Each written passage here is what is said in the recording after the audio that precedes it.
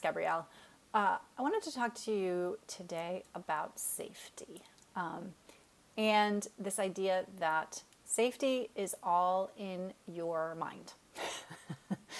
And so what can happen sometimes for orchid kids is that their brains are wired to perceive danger. And actually, it turns out all of our brains are wired to perceive danger. That's how we kept the species alive back in the day. And so there's a really good evolutionary reason why our brains trend toward alarm rather than toward safety. But some people's brains are calibrated too much toward alarm for the environment that they're living in. And so something as simple as there used to be school and now it's summer vacation can trigger neurologically. And when I say neurologically, I mean like the reality in the brain says that that's unsafe.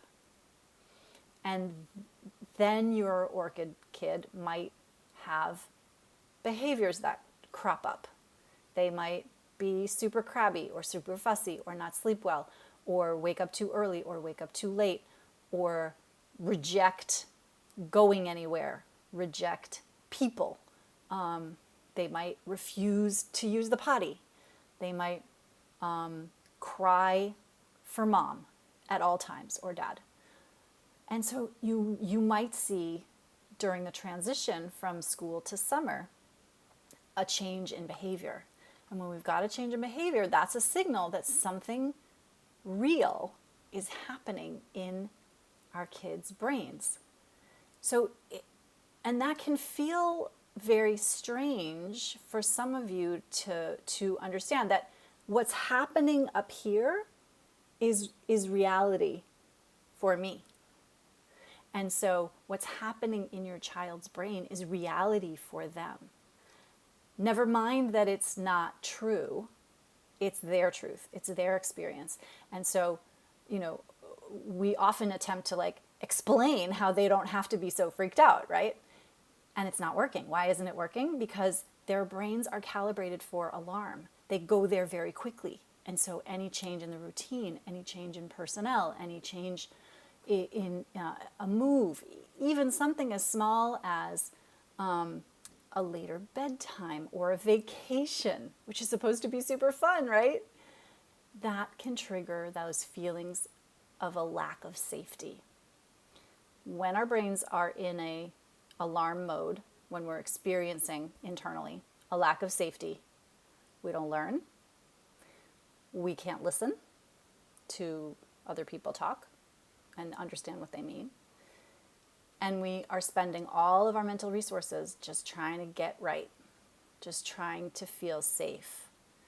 A big way that this comes up for kids with sensory integration issues is lots of sensory seeking behavior, lots of crashing, lots of biting, lots of gnawing on the shirt, right? Hitting. All of those things are a body that is trying to get right with itself so that it can feel safe. And so what to do about this? As much as you can, and particularly with this like school transition into summer, if you can create a sense of stability by explaining what's happening, by creating routines, those are going to really help you, and those are going to help your orchid kid's brain stay, be able to hold on to something and know that they're not flailing around in the ocean without a life vest. They've got that life raft with them, that life vest on, because their grown-ups are taking care of it, right? Their grown-ups are putting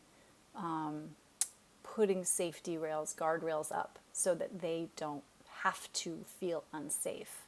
It might take a little while, particularly if you've got an orchid kid who's got a hair trigger, who gets very overwhelmed very quickly by any change. And if you're still having trouble navigating that, reach out. There is help available. We can help you sort of sort through what's happening and piece together some solutions. Until next time, take care.